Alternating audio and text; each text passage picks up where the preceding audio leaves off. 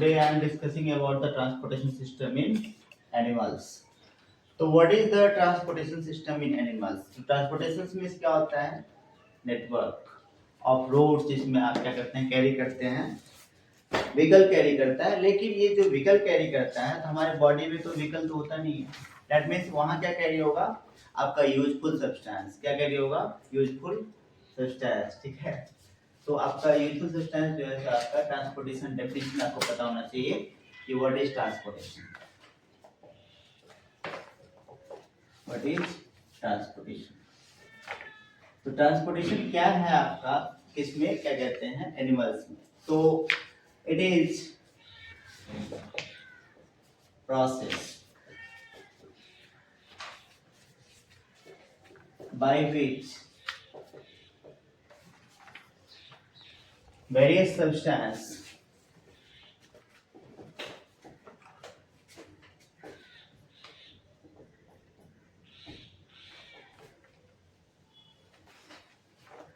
carried away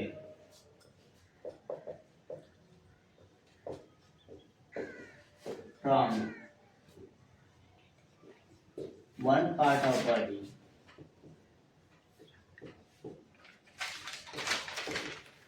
to another part.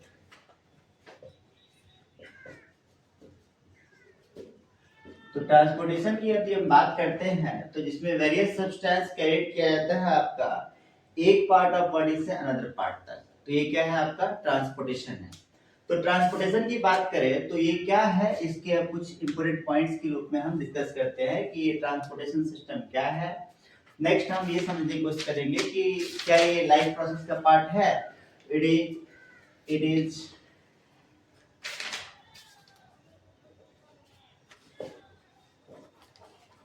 Life process. ये life process का एक इट इज लाइफ प्रोसेस। तो ये लाइफ प्रोसेस में बहुत सारी चीजों की रिक्वायरमेंट होती है आपका, जैसे कि एक्सक्रीशन होता है आपका, जो है सो क्या कहते हैं, डाइजेशन होता है। तो ट्रांसपोर्टेशन भी जो है से एक लाइफ प्रोसेस है। जैसे आपसे पूछा जाए कि लाइफ प्रोसेस क्या होता है, तो वो सारे प्रोसेस जो लाइफ को सस्टेन करने के लिए रिक्वायर्ड है तो वो लाइफ प्रोसेस कहलाते हैं। हमारे लाइफ प्रोसेस मतलब कि लिविंग थिंग्स जो होते हैं उसमें लाइफ प्रोसेस होता है। तो जितने भी लिविंग थिंग्स होते हैं उसको क्या चाहिए, आपको जिंदा रहने के लिए ऑक्सीजन चाहिए। ठीक है, वो अपना क्या करते हैं, कुछ मूवमेंट शो करते हैं। ठीक है, उसके अलावा जो है सो डाइजेशन जरूरी है उसके बॉडी में। तो ये जो ट्रांसपोर्टेशन है, एक्सक्रीशन है, रिप्रोडक्शन है, ये सब क्या है आपका लाइफ प्रोसेस का पार्ट है। तो हम बोल सकते हैं यहाँ पर कि फिर लाइफ प्रोसेस क्या होता है।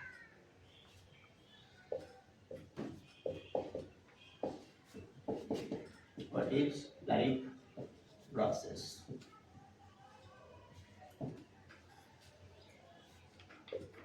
All those process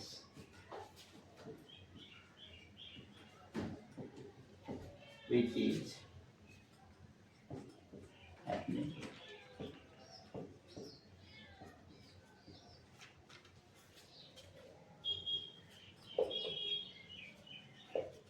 in our life and sustain our existence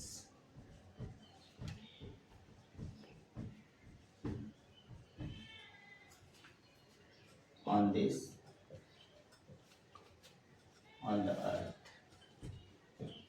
example क्या हो गया आपका, एग्जाम्पल हो गया reproduction,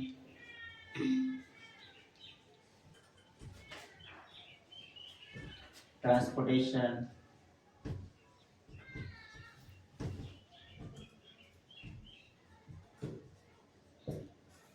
respiration,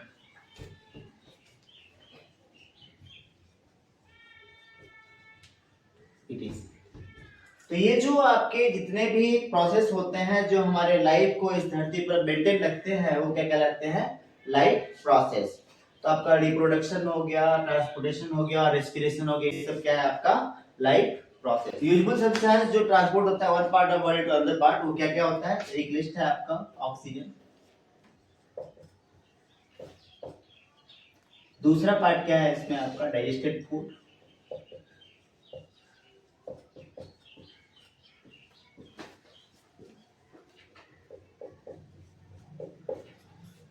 oxygen, digested food.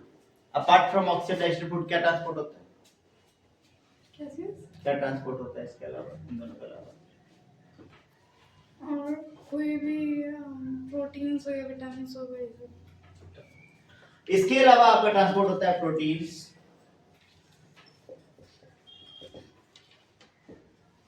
Molecule form में। तो ये जो है आपके यूजुअल सब्सटेंस है जो हमारे बॉडी में ट्रांसपोर्ट होता है वन पार्ट से अनदर पार्ट तक। अब नेक्स्ट बात करते हैं आपका कि waste substance,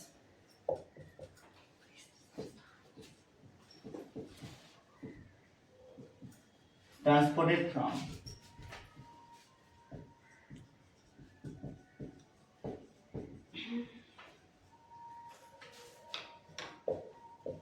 one part of body to another। जो वेस्ट सब्सटेंस जो ट्रांसपोर्ट होता है वन पार्ट से अनदर तक, एक होता है आपका कार्बन डाइऑक्साइड। क्या होता है? Carbon dioxide.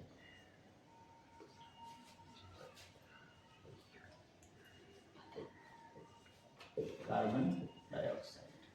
तो ये जो है सो आपका वेस्ट सब्सटेंस है। दूसरा जो है आपका वो है जो अदर वेस्ट सब्सटेंस है, वो है आपका urine. Urine.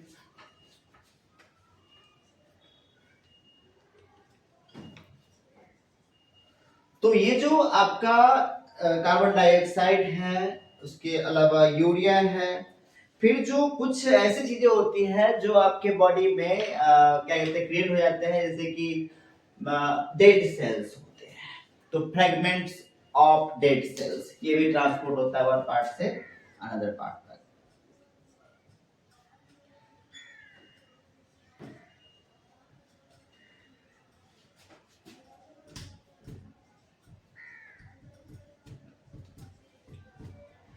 If we talk about, यदि हम देखें यहाँ पे बच्चों कि क्या कहते हैं, ये वेस्ट सब्सटेंस जो है आपके बॉडी पार्ट में एक जगह से दूसरी जगह ट्रांसपोर्ट होता है, तो ये ट्रांसपोर्टेशन अब आपके लिए इंपोर्टेंट ये समझ में आ गया कि ट्रांसपोर्टेशन का क्या यूज है। एक तो आपका यूजफुल सब्सटेंस एक जगह से दूसरी जगह ट्रांसपोर्ट हो रहा है, और दूसरा जो है सो वेस्ट सब्सटेंस जो है so one part of body से अनदर पार्ट तक ऑर्गन तक मूव कर रहा है। अब ये यहाँ पर इंपोर्टेंट पॉइंट ये है कि हम ये समझें कि हमारे बॉडी में ऐसा कौन सा सिस्टम है जो कि आपके बॉडी में ट्रांसपोर्टेशन को क्या करता है, ट्रांसपोर्टेशन में हेल्प करता है। तो हमारा जो ट्रांसपोर्टेशन सिस्टम है उसमें क्या है आपका हार्ट। क्या है? हार्ट। उसके अलावा क्या है? ब्लड। क्या है? ब्लड। और तीसरा क्या है? Blood vessels. Blood vessels. ये तीन इंपोर्टेंट जो है आपके पार्ट है ट्रांसपोर्टेशन के, इंटीग्रल पार्ट है। तो इस पार्ट को समझना है कि ये जो पार्ट है कैसे वर्क करता है। तो पहला आपको ये समझ में आएगा ट्रांसपोर्टेशन सिस्टम एनिमल्स में होता क्या है, यूजफुल सब्सटेंस कौन कौन से ट्रांसपोर्ट होते हैं, और वेस्ट सब्सटेंस।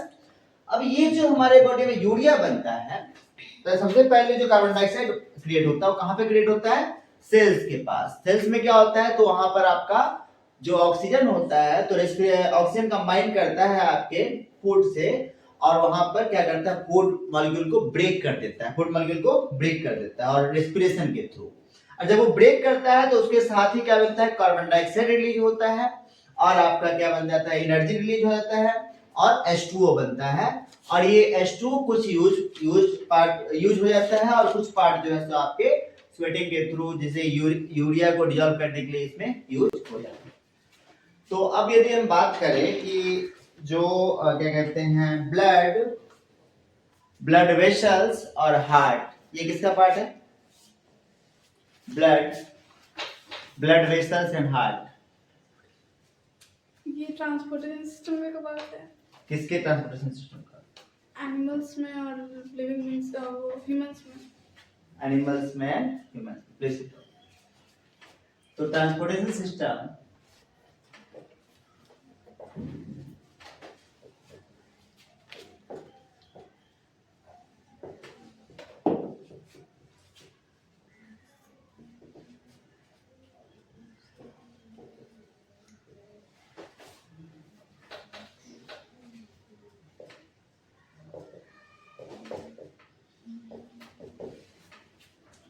तो हमारे जो कॉम्प्लेक्स ऑर्गेनिज्म होते हैं, यदि हम बात करें कि सिंपल ऑर्गेनिज्म की, यदि हम बात करें सिंपल ऑर्गेनिज्म जैसे कि आपका अमीबा, पैरामीशियम, ऐसे जो ऑर्गेनिज्म होते हैं जो यूनिसेलुलर होते हैं, जिसमें ओनली वन सेल होता है, वहां तो कॉम्प्लेक्स कोई भी सर्कुलेटरी सिस्टम की रिक्वायरमेंट नहीं है।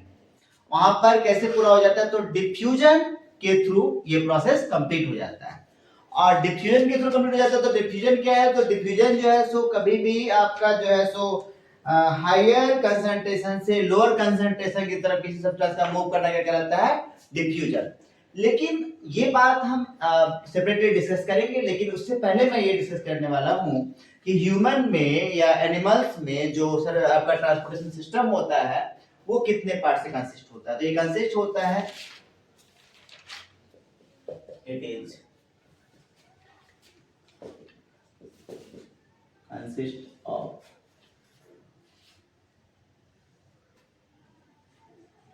three significant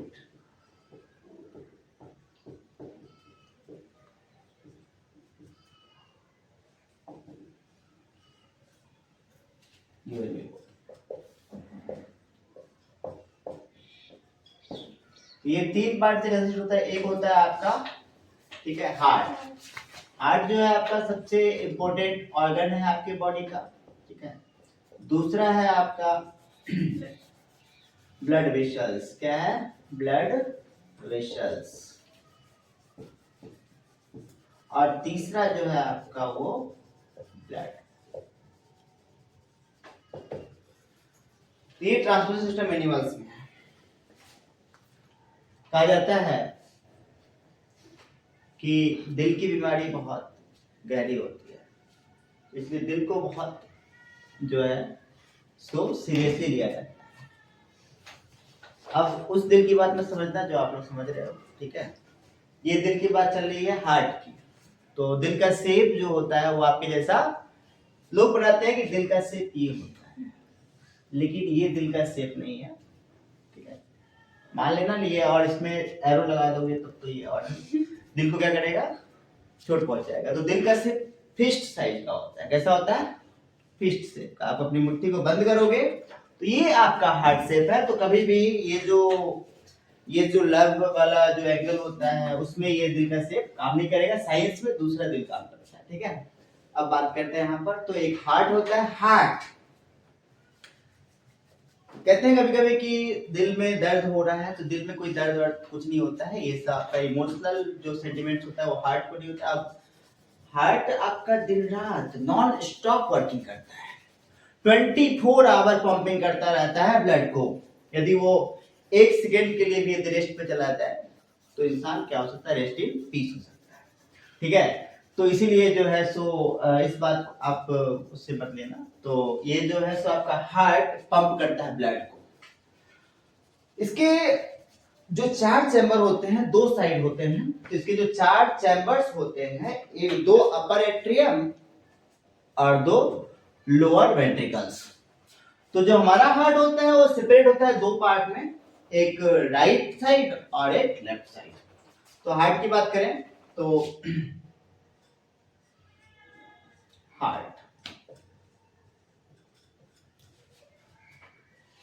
शॉर्ट में यदि इस पे बात करें तो ये जो है so it is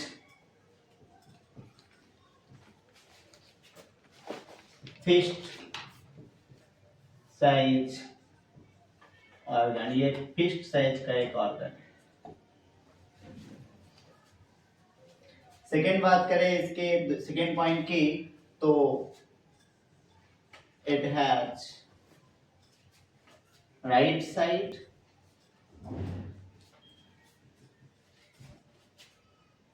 and left side, separated by a wall, separated by a wall। और इस वॉल का नाम है सेप्टम। ये जो वॉल है क्या है, ये वॉल का नाम क्या है, सेप्टम। तो wall is septum.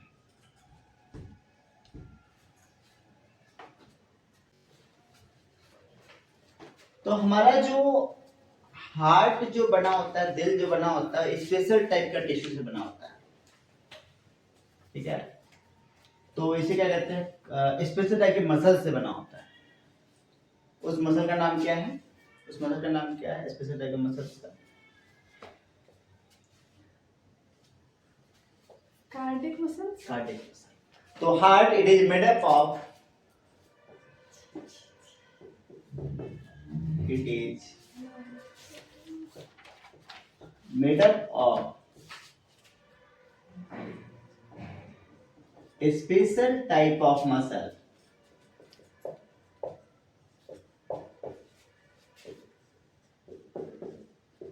which is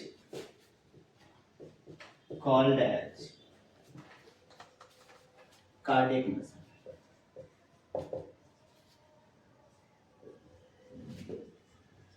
ये जो स्पेशल टाइप का मसल है, ये इसे कहते हैं कार्डियक मसल, ठीक है। और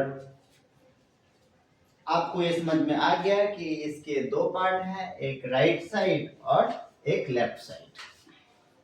तो राइट साइड और लेफ्ट साइड सेपरेट होता है सेप्टम के थ्रू। किसके थ्रू? सेप्टम के थ्रू। तो ये हार्ट को प्रोटेक्ट किया जाता है कि स्पेशल टाइप के टिश्यू से, जिसे कहते हैं सीथ टिश्यू। क्या कहते हैं? Sheath tissue. Heart is protected by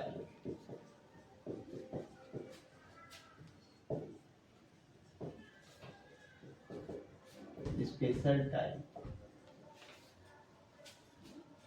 of tissue which is known as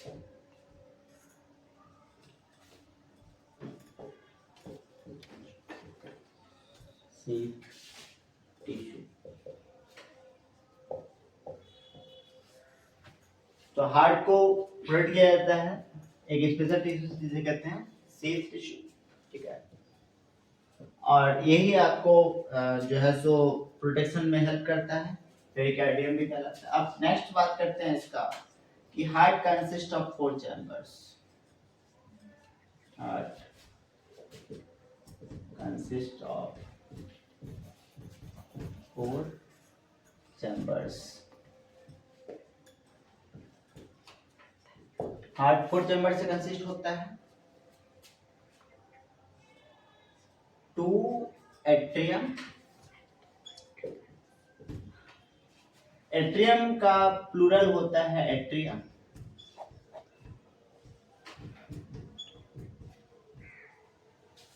and 2 ventricles. 2 ventricles. तो ये जो आपका 2 एट्रियम है, एक आपका लेफ्ट साइड में और एक राइट साइड में। 2 जो वेंट्रिकल है वो एक लेफ्ट साइड में और एक राइट साइड में। तो एट्रियम अपर एक सेक्शन में पाया जाता है। इसको आप ऐसे भी याद कर सकते हो, अपर सेक्शन यू और ए। अपर सेक्शन में क्या होगा? एट्रियम। क्या होगा? एट्रियम। और ये अल्फाबेट से भी देखा जाए तो यू ए, अल्फाबेट में ए पहले आता है और यू भी पहले आता है। अल्फाबेट में एल पहले आता है, बाद में आता है, और बी भी बाद में आता है। तो इन दोनों का कॉम्बिनेशन, तो यू ए एन एल भी, इससे हम शॉर्टकट में याद कर सकते हैं। ये आपका अपर पार्ट जो होता है एट्रियम और लोअर पार्ट जो होता है वो वेंट्रिकल। हमने हार्ट के बारे में कुछ बेसिक, अभी मैंने आपको हार्ट का कुछ बेसिक बताया है। अब फिर से आगे जब चैप्टर आगे बढ़ेगा तो हम डिटेल में डिस्कस करेंगे।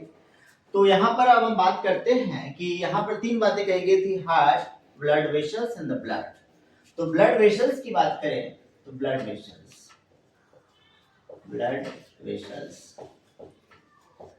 हमारे बॉडी में ब्लड वेसल्स इसी तरीके से है जिस तरीके से आप समझिए पहले कि आपके शहर में या कहीं भी एक जो ड्रेन का जो नेटवर्क होता है ट्यूब्स का, ये ड्रेनेज से क्या पास होता है? पानी, और जो आपका डर्टी वाटर होता है या जो वेस्ट होता है। लेकिन यहाँ जो ये पाइप स्ट्रक्चर है, ये वेसल्स किस में हेल्प करता है, तो ये वेसल्स पूरे बॉडी में एक नेटवर्क की तरह फैला हुआ है। आप जब अपर क्लास में जाएंगे तब आपको एक और चीज, यहाँ पे आपने दो बातें पढ़ी है, एक तो सर्कुलेटरी सिस्टम, लेकिन जब आगे के पार्ट में आपको जो है सो डिस्कशन होगा लिम्फेटिक सिस्टम, ठीक है ना। तो यहाँ पर सर्कुलेटरी सिस्टम पढ़ रहे हैं और सर्कुलेटरी के साथ लिम्फेटिक सिस्टम भी होता है, ठीक है। तो जो आपका ये सर्कुलेटरी सिस्टम है उसमें ब्लड वेसल्स का बहुत इंपॉर्टेंट रोल है। तो it is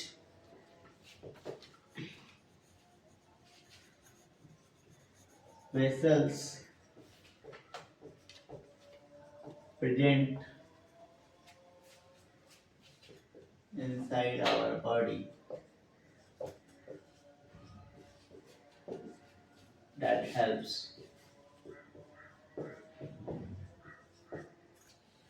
to transport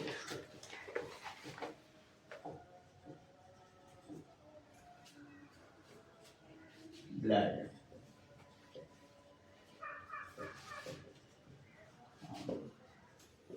one part to another।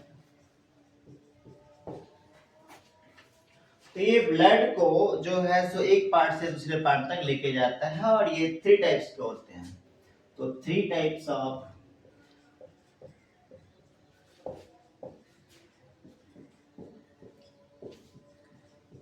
blood vessels are mentioned below।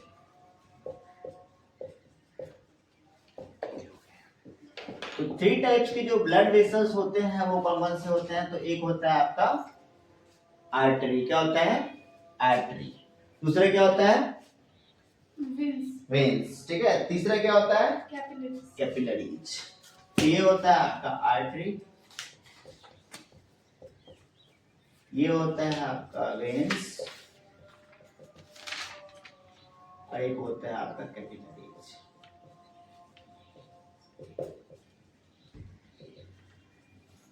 Capillaries यदि हम डिस्कस करें कि ये आर्टरी, तो आर्टरी जो है सो ये हमारे बॉडी में प्योर ब्लड को एक जगह से दूसरी जगह लेके जाता है, ऑक्सीजनेटेड ब्लड को। किसको, ऑक्सीजनेटेड ब्लड को। बात करें वेन्स की, तो ये डीऑक्सीजनेटेड ब्लड को, ये जो आर्टरी है ये ब्लड को हार्ट से डिफरेंट बॉडी पार्ट्स तक लेके जाता है, और ये जो वेन्स है डिफरेंट बॉडी ऑर्गन से ब्लड को, डीऑक्सीजनेटेड ब्लड को। डीऑक्सीजनेटेड ब्लड क्या है, ऐसा ब्लड जिसमें ऑक्सीजन नहीं है, तो वो क्या कहलाएंगे, डीऑक्सीजनेटेड ब्लड। उसमें क्या होगा, CO2 कार्बन डाइऑक्साइड होगा। तो उसकी बात करते हैं। और कैपिलरीज जो है ये क्या कहता है कि ये स्मॉलर आर्टरीज है, बहुत छोटे छोटे पतले आर्टरीज। तो ये क्या करता है कि आपका जब आर्टरी से कनेक्ट होता है तो सेल्स में जाकर कनेक्ट हो जाता है और फिर वापस से वेन्स में रिकनेक्ट होता है। तो ये एक तरीके से कनेक्टिंग ट्यूब्स की तरह काम करता है। किसकी तरह काम करता है, कनेक्टिंग ट्यूब्स। तो काफी ही थीन होते हैं ये कैपिलरीज। क्या, कैपिलरीज। यदि हम बात करें आर्टरी की,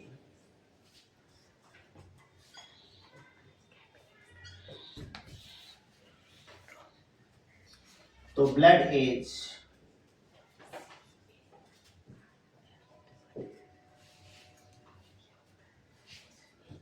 flows into it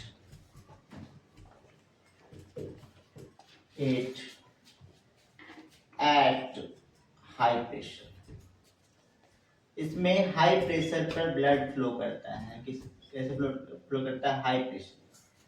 तो blood is flows into it at high pressure. तो यहाँ पे ब्लड जो है सो हाई प्रेशर पर फ्लो करता है। क्यों, क्योंकि हार्ट जो पंप करता है ब्लड को रेस्ट ऑफ बॉडी में, वो उससे प्रेशर क्या हो जाता है, high.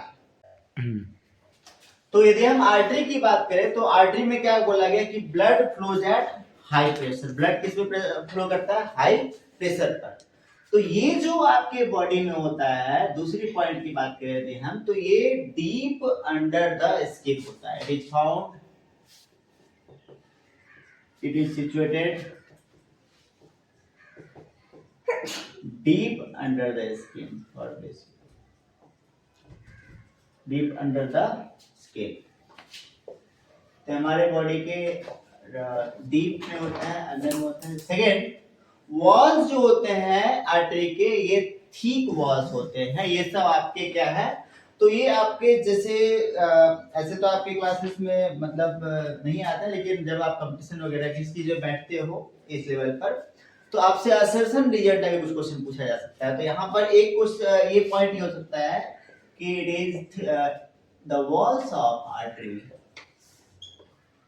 The walls of artery ठीक, क्या होगा, ठीक होगा।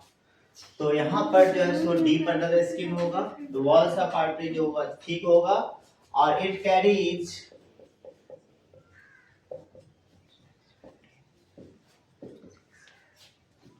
oxygenated blood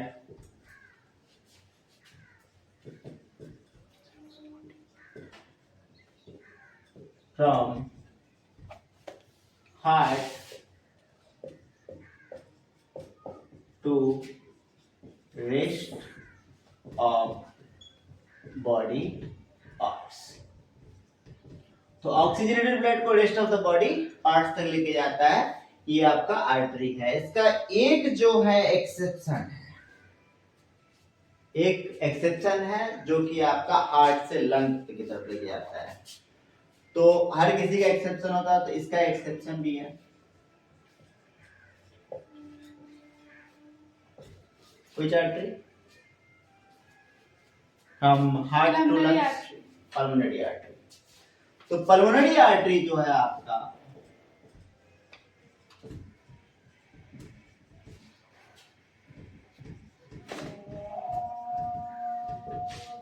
it carries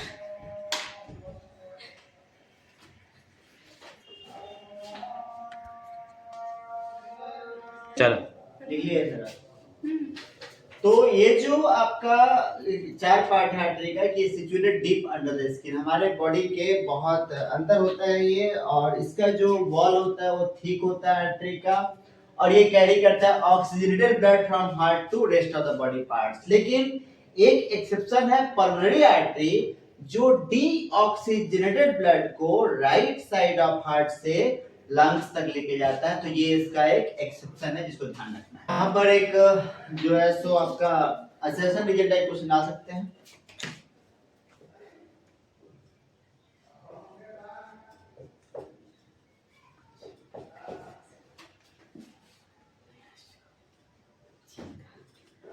walls of artery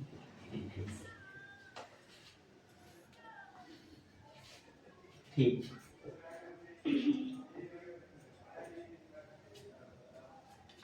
reason में डालेंगे because blood flows through it at arteries।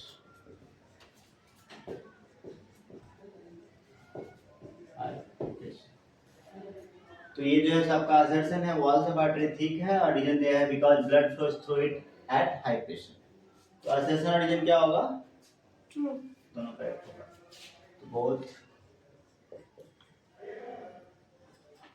assertion and region is correct।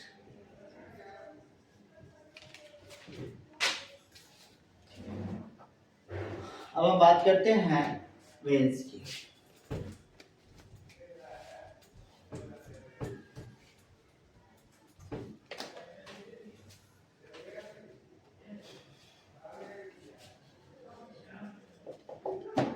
Veins, तो वेन्स जो होता है ये क्या करता है, तो it is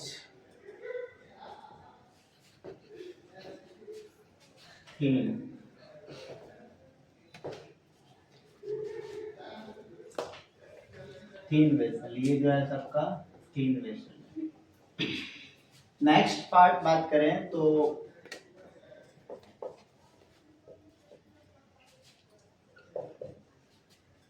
it is found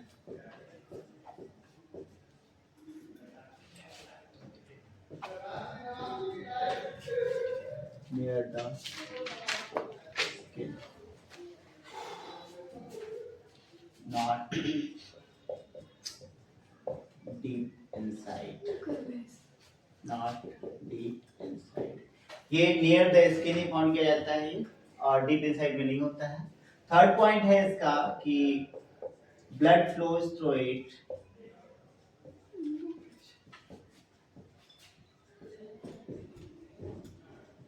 blood flows through it is not at high pressure.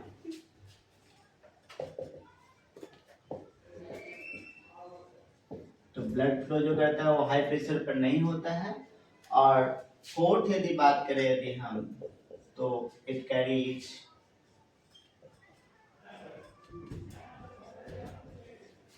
deoxygenated blood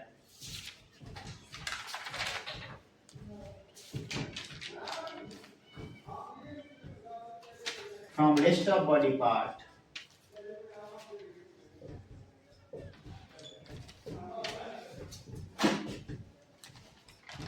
rest of body part से कहाँ लेके जाता है ये डिओक्सिजेनेटेड ब्लड को, कहाँ लेके जाता है डिओक्सिजेनेटेड ब्लड को रेस्ट ऑफ बॉडी पार्ट से लंग्स तक। Lungs.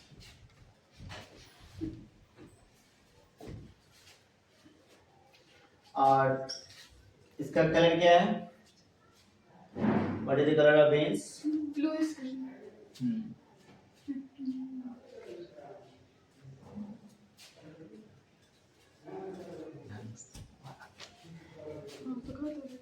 Its color is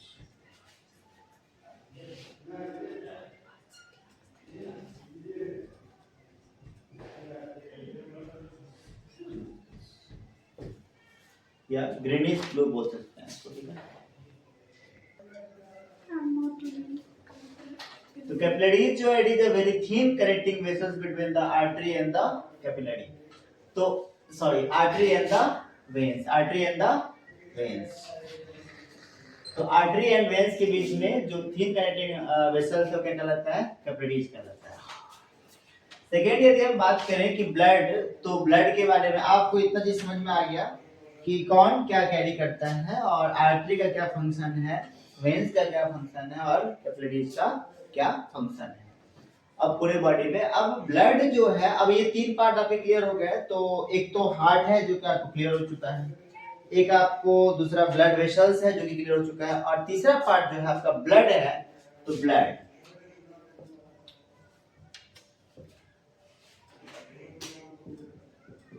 it is consist of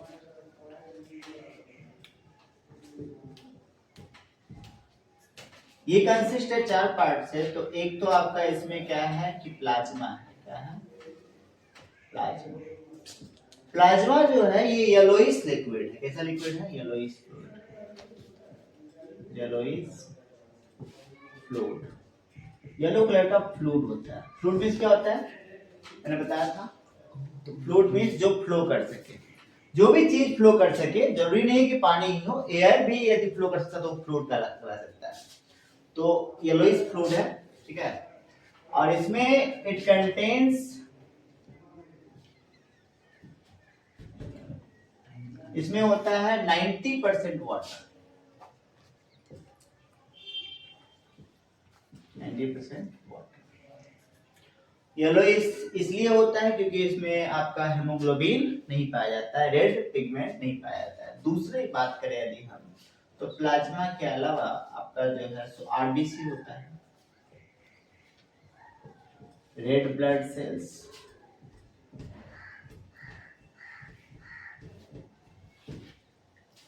फिर होता है डब्ल्यूबीसी, व्हाइट ब्लड सेल्स,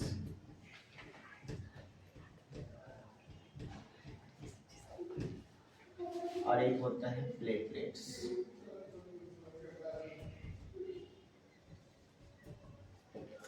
तो ये जो आरबीसी होता है, रेड ब्लड सेल्स, जब भी खून निकलता है तो लाल कलर का होता है, रेड कलर का होता है। ये रेड कलर जो है किसकी वजह से होता है? Due to the presence of haemoglobin. Haemoglobin. तो हेमोग्लोबिन की प्रेजेंस की वजह से जो ब्लड होता है आरबीसी होता है वो रेड कलर का होता है। डब्ल्यूबीसी आरबीसी का जो दूसरा नाम है वो है इरिथ्रोसाइट्स। क्या है? इरिथ्रोसाइट्स। और जो डब्ल्यूबीसी है उसका दूसरा नाम है ल्यूकोसाइट्स। ल्यूकोसाइट्स। और एक होता है प्लेटलेट्स। तो यदि हम बात करें इस तरीके से तो ये आपको समझ में आ चुका होगा कि डब्ल्यूबीसी, आरबीसी एंड प्लेटलेट्स। यहां तक कोई डाउट? तो आरबीसी का दूसरा नाम है इरिथ्रोसाइट्स। इसको आप इरिथ्रोसाइट्स भी बोल सकते हो। इरिथ्रोसाइट्स। इसको हम बोल सकते हैं ल्यूकोसाइट्स।